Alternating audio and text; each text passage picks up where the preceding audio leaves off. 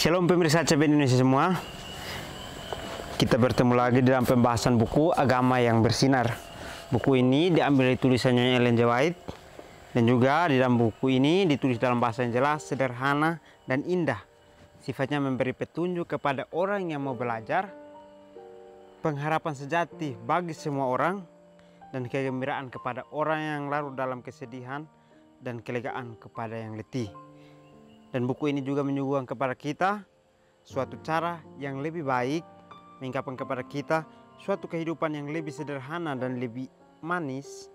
Semua pembaca akan penuh dengan kegembiraan dan kesukaan, bersinar menyinarkan kasihnya dimanapun kita berada. Jadi buku ini sangat menarik untuk kita pelajari, karena di sini dikatakan bahwa agama yang bersinar, maka kita akan memiliki satu pancaran terang yang akan kita sinarkan dimanapun kita berada. Itulah yang dituliskan di dalam buku ini. Dan di dalam buku ini juga kita akan banyak mempelajari tentang bagaimana kehidupan Kristus yang harus kita tiru, yang bagaimana kehidupan Kristus itu harus kita ikuti supaya kita bisa menjadi orang yang memiliki terang, sehingga terang itu bisa menjadikan sinar yang selalu terpancar dimanapun kita berada. Bacaan kita kali ini saya ambil dari halaman 218 dengan judul Mereka Berkenan kepada Tuhan. Ayat intinya terambil dari Mazmur 2 ayat 11. Beribadahlah kepada Tuhan dengan takut dan ciumlah kakinya dengan gemetar. Apapun yang datang, jangan biarkan itu melemahkan moral Anda dan menyebabkan agama Anda merosot menjadi bentuk yang tidak berperasaan. Yesus yang pengasih siap untuk memberkati dengan berlimpah.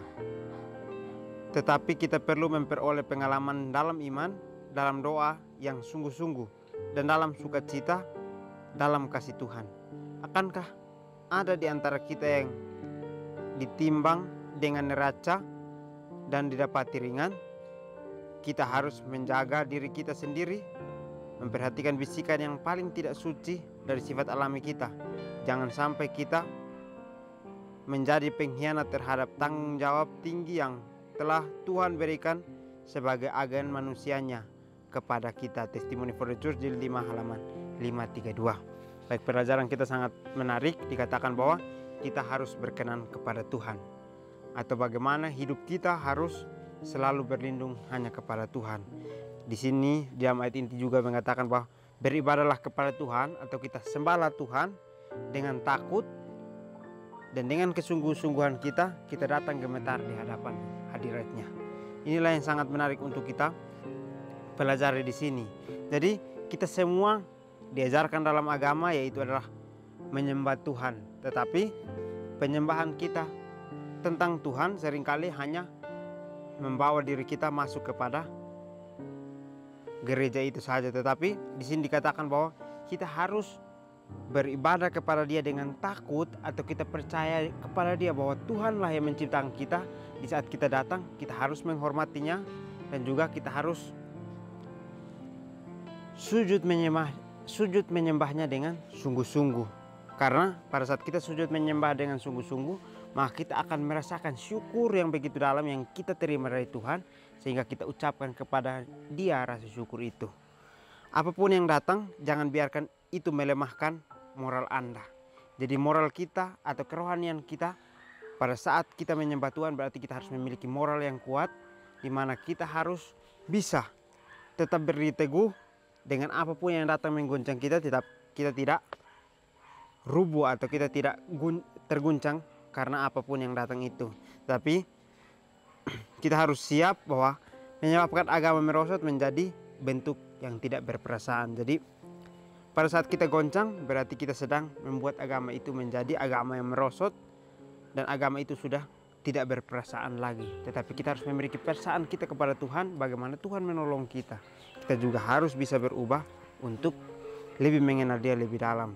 Yesus yang pengasih itu memberkati dengan limpah, tetapi kita perlu pengalaman dalam iman, dalam doa yang sungguh-sungguh, dan sukacita dalam kasih Tuhan. Jadi beberapa kata penting yang di sini ya, dikatakan bahwa kita harus memiliki pengalaman dalam iman, dalam doa yang sungguh-sungguh, dan juga dalam sukacita kasih Tuhan. Jadi kita harus bisa untuk memiliki pengalaman bagaimana kita berjalan dengan Kristus, kita harus berdoa dengan sungguh-sungguh kepada Dia yang menciptakan kita, dan juga kita harus memiliki sukacita pada saat kita tinggal di dalamnya. Jadi jangan kita pernah merasa bahwa pada saat kita tinggal dengan Yesus, kita memiliki kehidupan yang sangat hambar, tetapi kita harus merasa bersyukur karena Tuhan masih mau untuk memberikan kita kesempatan untuk hidup dengannya.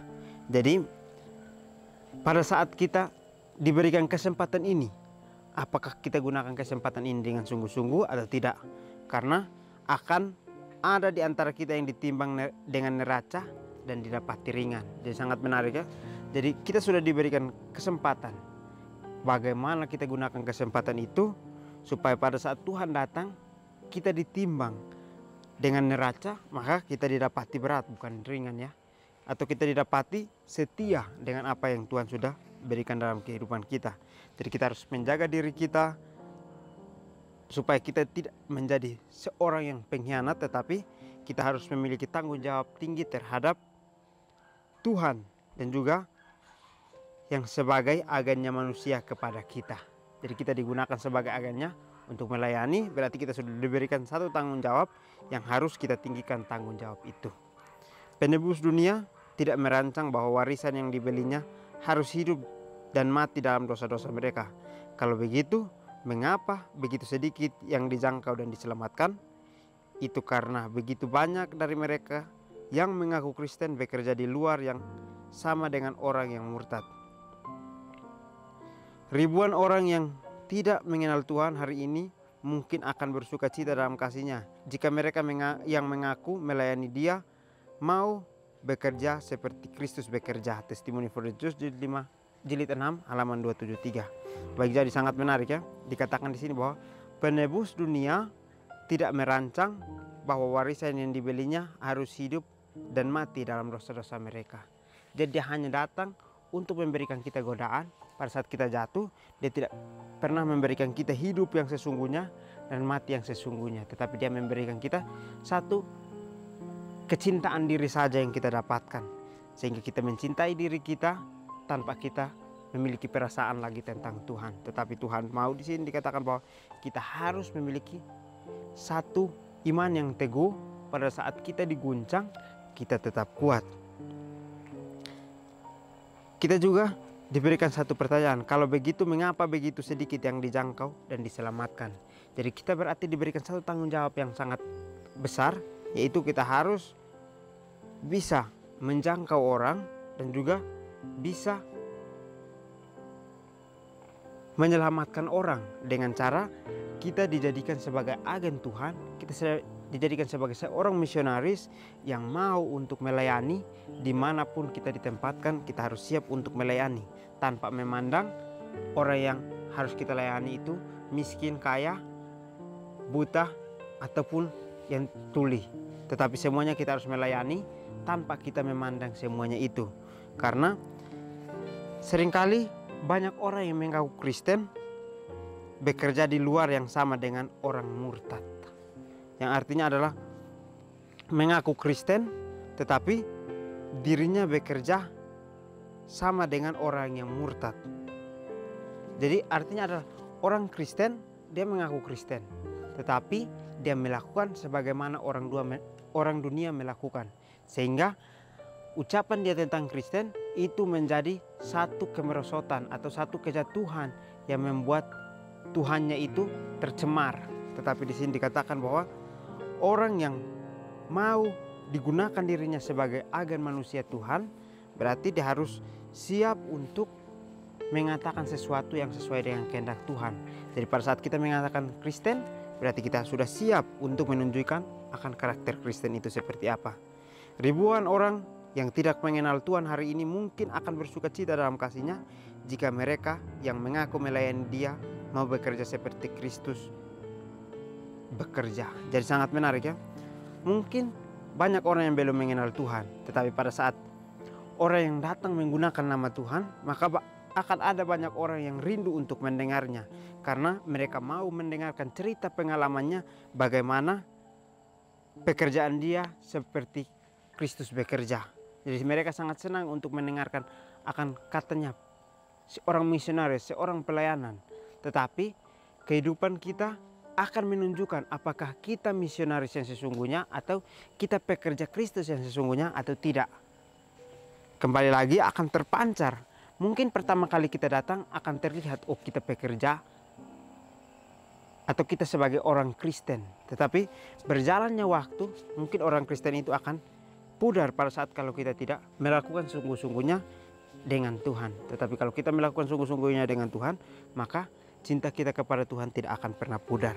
Setiap orang Kristen yang hidup akan menjadi pekerja yang tidak berkepentingan pada Tuhan. Tuhan telah memberikan kita pengetahuan tentang kehendak-Nya agar kita dapat menjadi saluran terang bagi orang lain. Jika Kristus tinggal di dalam kita, kita pasti bekerja untuk Dia. Adalah tidak mungkin untuk mempertahankan perkenanan Tuhan dan menikmati berkat kasih juru selamat, namun tetap acuh tak acuh terhadap bahaya atas mereka yang binasa dalam dosa-dosa mereka.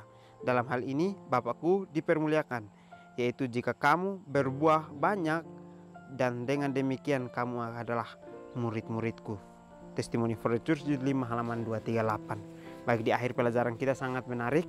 Dikatakan bahwa setiap orang Kristen yang hidup akan menjadi pekerja yang tidak berkepentingan pada Tuhan. Artinya adalah kita sebagai orang Kristen sejati, kita harus bekerja dengan apa yang Tuhan kehendaki dalam kehidupan kita. Jadi kita bekerja bukan berarti kita membantu Tuhan, tetapi bagaimana kita membantu diri kita untuk kita lebih berubah lagi. Itulah yang dikatakan di sini bahwa kita tidak bekerja untuk kepentingan Tuhan, tetapi kita bagaimana kita bekerja itu untuk menolong akan diri kita untuk bisa berubah akan karakter kita. Tuhan telah memberi kita pengetahuan tentang kehendak-Nya agar kita dapat menjadi saluran terang bagi orang lain. Jadi Kristus, Dia sudah datang untuk memberikan kita contoh bagaimana untuk pelayanan, bagaimana untuk menjangkau jiwa-jiwa. Itu Dia sudah berikan kita contoh pengetahuan. Sehingga sekarang ini kita hanya dituntut bagaimana kita menjadi salur terang itu. Apakah kita menerima kesempatan itu sebagai kesempatan yang mulia yang harus kita lakukan atau tidak? Kembali lagi, kita harus bisa menjadi saluran terang bagi orang lain. Jika Kristus tinggal di dalam kita, kita pasti bekerja untuk Dia. Itu sangat menarik ya. Kita diminta untuk hidup dengan Kristus, baru bisa kita bekerja untuk Tuhan. Tetapi kalau kita hanya mengatakan kita hidup dengan Kristus, lalu kita bekerja, maka kita seringkali menggunakan akan diri kita sebagai satu tolak ukur bahwa kita bisa melakukan semuanya. Tetapi di sini dikatakan bahwa Kristus harus tinggal di dalam kita, baru kita bisa bekerja bersama, bekerja untuk Dia. Adalah tidak mungkin untuk mempertahankan perkenanan Tuhan dan menikmati berkat kasih juru selamat, namun tetap acuh tak acuh terhadap bahasa atas mereka yang binasa dalam dosa-dosa mereka. Jadi dikatakan di sini bahwa kita tidak bisa untuk hanya menerima saja atau mempertahankan perkenanan Tuhan dan menikmati berkat kasih juru selamat, namun kita acuh tak acuh. Tetapi di sini dikatakan bahwa pada saat kita ingin untuk mempertahankan Tuhan dalam kehidupan kita dan juga menikmati berkat kasih-Nya, maka kita harus siap untuk kepentingan diri kita kikis, sehingga semuanya tidak menjadi kesombongan untuk diri kita, tetapi kita menjadikan itu sebagai pekerjaan yang sangat mulia yang harus kita lakukan untuk membantu orang lain. Dalam hal ini Bapakku dipermuliakan, yaitu jika kamu berbuah banyak, dan dengan demikian kamu adalah murid-muridku. Jadi sangat menarik ya. Dikatakan bahwa pada saat Tuhan tinggal di dalam kita, maka kita bekerja untuk Dia. Yang artinya adalah kalau kita dimuliakan oleh Bapa, maka kita juga akan berbuah banyak, dan buah itu akan menjadikan kita sebagai murid-muridnya. Jadi Tuhan memberikan kita kesempatan untuk hidup dengannya, atau mereka berkenan kepada Tuhan, atau kita bisa berkenan kepada Tuhan pada saat kita sungguh-sungguh menyembah akan kehidupan Tuhan. Jadi pelajaran kita sekarang ini menunjukkan bagaimana pelayanan kita untuk bisa menjadi terang bagi orang lain. inilah yang diinginkan oleh firman kita kali ini. Jadi kita harus bisa menjadi terang, sehingga terang itu akan dilihat oleh orang lain. Dengan itu mereka bersuka cita, karena mereka bisa melihat akan terang itu yang Tuhan masih berikan kepada mereka. Mungkin ini saja pelajaran yang dapat saya bahas. Kiranya kita bertemu lagi di pertemuan selanjutnya. Kiranya Tuhan Yesus memberkati kita semua.